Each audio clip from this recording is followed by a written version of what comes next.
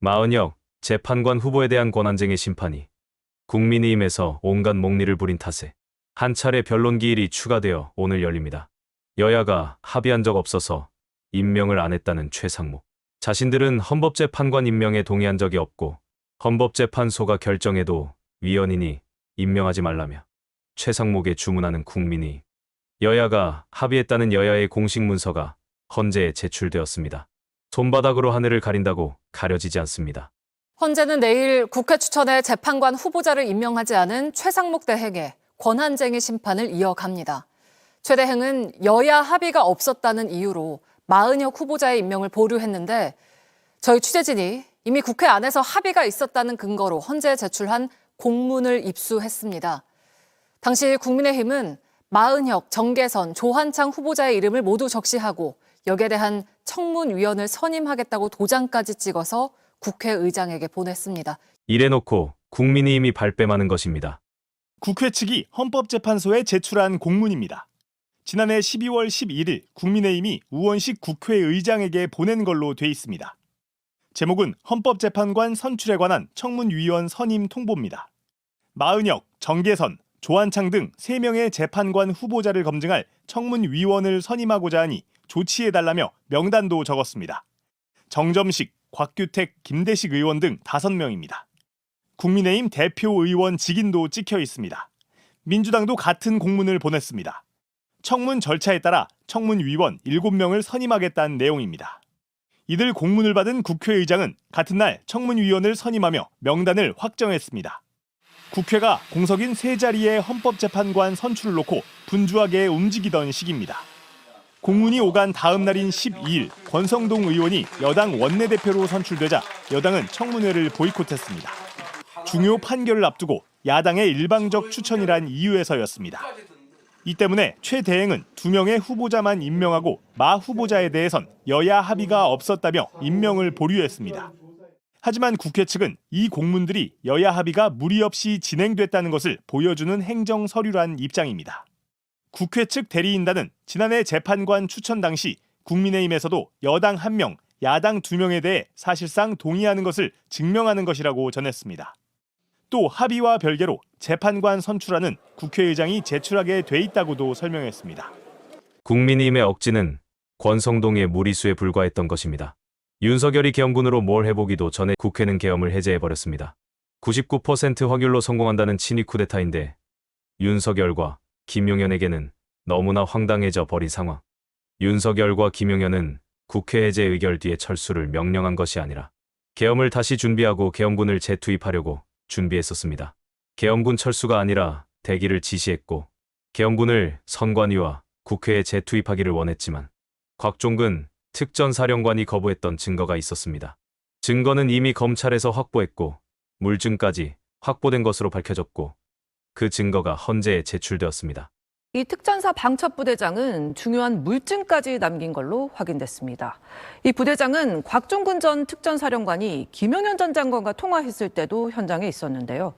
당시 선관위에 군을 재투입하는 것과 관련한 얘기가 오갔고 그 내용이 너무 어이없어서 통화가 이뤄진 정확한 시간을 욕설과 함께 메모를 해놨다는 겁니다. 국회에서 비상계엄 해제 의결이 이뤄진 지난해 12월 4일 새벽 1시 1분 이후 곽종근 전 특전사령관은 국회 등에 투입된 병력에 대해 부대로 귀환하지 말고 투입 장소 인근에 재집결해 있으라고 지시한 것으로 알려졌습니다. 당시 전투 통제실에서 곽종근 전 사령관 옆에 있던 특전사 방첩부대장 김모 대령은 이 조치가 김용현 전 국방부 장관 지시에 의한 것이었다고 지난해 12월에 수사기관에서 진술했습니다. 그런데 김 대령은 이후 김용현 전 장관이 곽종근 전 사령관에게 선관위에 특전사 병력을 재투입할 수 있겠느냐고 물었다는 취지로 수사기관에 진술했습니다. 김용현 전 장관이 전화로 이야기하자 곽종근 전 사령관이 힘없는 목소리로 이미 국회에서 병력이 빠져나왔는데 선관위에 다시 들어가는 것은 안 될 것 같다. 죄송하다라고 답하는 장면을 목격했다는 겁니다. 김 대령은 사태 수습에 집중해야 하는데 김용현 전 장관이 선관위 관련 지시를 하니 너무 어이가 없어서 이것을 꼭 기록해 놓아야겠다고 마음먹었다라고 진술했습니다. 그러면서 메모지에 김용현 전 장관이 전화한 시간인 새벽 2시 13분을 적어뒀고 그 옆에 욕설과 함께 나중에 다 수사받을 텐데라고 써놓았다고 수사기관에 밝혔습니다. 김 대령은 이 메모지를 수사기관에 제출한 것으로 알려졌습니다. 김용현 전 장관은 군의 선관위 재투입 가능성을 문의한 적이 없다고 지난달 23일 헌재에서 말했습니다. 중앙선거관리위원회에 병력을 재차 투입할 수 있느냐, 이렇게 문의했다고 기재되어 있는 게 사실 아니죠. 사실이 아닙니다. 그러나 곽종근 전 사령관이 관련 문의를 받았다고 증언했을 뿐 아니라 김 대령이 물증까지 남긴 사실이 확인된 만큼 윤석열과 김용현의 짜고 친 위증이 만천하에 다시 드러났습니다. 체포조를 운영했다는 증거 또한 헌재에 추가로 제출되었습니다. 내란을 입증하는 수많은 증언과 증거들을 훼손하려는 윤석열 대통령 측의 시도가 갈수록 집요해지고 있는데요. 이를 무색해하는 새로운 증언이 또다시 확인됐습니다. 여러 진술과 물증에도 불구하고 윤 대통령 측은 비상계엄 당시 정치인 등에 대한 체포 지시가 없었다고 부인하고 있죠. 하지만 당시 지시를 받고 직접 구금 장소를 확인하러 갔다는 방첩사 간부의 진술을 검찰이 확보했습니다. 심지어 이곳을 대신할 다른 구금 장소까지 준비됐던 것으로 드러났습니다. 숨기고 우긴다 해서 없던 일이 되거나 넘어갈 수 있는 사안이 아닙니다. 비상계엄 당일 밤 11시 4분쯤 여인영 전 방첩사령관으로부터 잡아서 이송하라는 지시가 떨어졌습니다. 이재명, 한동훈, 우원식 등 모두 14명입니다. 14명을 신속하게 체포해서 수도방위사령부 비연벙커 구금시설로 이동하라는 지시도 받았죠. 정확하게 체포란 말은 없었는데 잡아서 수방사로 이송시켜라. 하지만 여 전 사령관과 윤 대통령 측은 헌재 탄핵 심판에서 비원벙커는 구금시설이 아니라면서 체포 지시는 없었다고 했습니다. 정상, 상식적으로 좀 이상하다는 생각이 많이 든다는 그 말씀을 드리는 겁니다. 방첩사 지하에는 구금시설이 없죠. 그런 거 없습니다. 그런데 검찰이 이를 반박하는 진술을 확보한 것으로 파악됐습니다. 노영훈 방첩사 수사실장은 검찰 조사에서 비상계엄 당일 여 전 사령관 지시로 수방사 비원벙커를 직접 확인하러 갔다고 진술했습니다.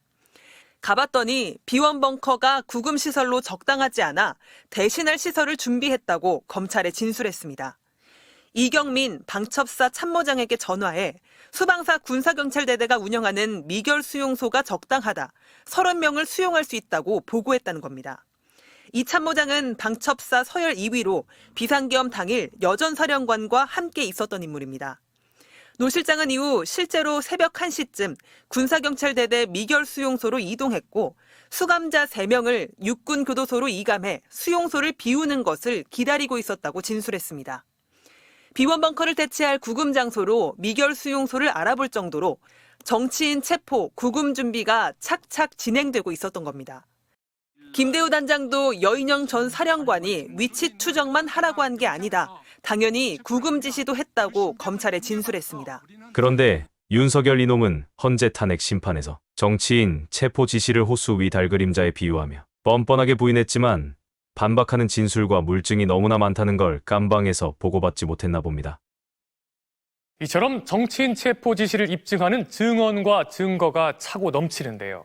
내란 세력이 이 같은 증거를 없애려 했던 정황이 포착됐습니다. 계엄이 무산된 뒤 체포 대상자가 적힌 명단을 파기하고 수사에 대비해 가짜 메모를 만들라는 지시가 내려졌다는 진술을 검찰이 확보했습니다. 조직적으로 증거인멸을 하려 했다는 정황이 발각된 것입니다. 여인영 전 방첩사령관은 12.3 비상계엄이 실패로 돌아간 뒤 이튿날 아침 8시 반쯤 주요 간부들을 모았습니다. 검찰은 이 자리에서 여 전 사령관이 이송이나 구금하라는 지시 없이 맹목적으로 출동했다고 진술해 줄 수 있는 부대원 몇 명에게 그렇게 메모하도록 하라고 말했다는 방첩사 간부의 진술을 확보했습니다. 압수수색을 당할 때 압수될 수 있도록 여인영은 증거를 조작하려 했습니다. 오전 10시쯤에는 김대우 단장을 통해 사령관 지시가 전파됐습니다. 김 단장이 사령관님 지시라며 계급별로 똑똑한 애들 한두 명씩 골라 우리한테 유리하게 메모해놓고 나중에 수사기관 조사받을 때 제출하도록 하라고 전화했다는 게 또 다른 방첩사 간부의 검찰 진술입니다. 현장에 간 부대원들은 목적이나 임무 없이 간 거다. 체포 명단도 없었다는 취지로 메모해두라는 지시였습니다. 하지만 검찰 수사에서 비상계엄 당시 이재명 민주당 대표 체포조를 시작으로 모두 10개 팀 49명이 국회에 투입된 것으로 드러났습니다. 체포 명단도 있었고 잡아서 수방사로 이송하라는 임무도 분명했던 겁니다. 현장에서 이재명, 한동훈, 우원식 먼저 검거하라는 지시를 받은 체포조 중 한 명은 정치인 체포는 불법인 줄 알고 있었다. 부대원들이 이용당한 게 개탄스럽다고 검찰에 진술했습니다. 검찰은 또 김 단장으로부터 사령관님이 명단은 모르는 것으로 하겠다. 명단을 파기하라고 지시했다는 말을 들었다는 또 다른 방첩사 간부의 진술도 확보했습니다. 그리고 폐기를 하라고 지시를 했다가 나중에 다 폐기됐는지 안 됐는지 확인을 할 수 없는 상태에서 다시 과장이 지시해서 수사관들한테 다 물어봐서 그 명단을 다시 복원을 해라라고 다시 재지시를 했습니다. 검찰이 이런 과정을 통해 방첩사로부터 확보한 체포 명단은 홍장원 국정원 전 1차장이 공개한 명단과 대부분 일치합니다. 사령관들 중에서 여인영은 가장 질이 떨어지는 놈입니다. 준비 과정을 살펴봐도 그렇고 그동안의 태도에서도 그렇습니다. 이 놈은 윤석열급에 버금가는 놈입니다.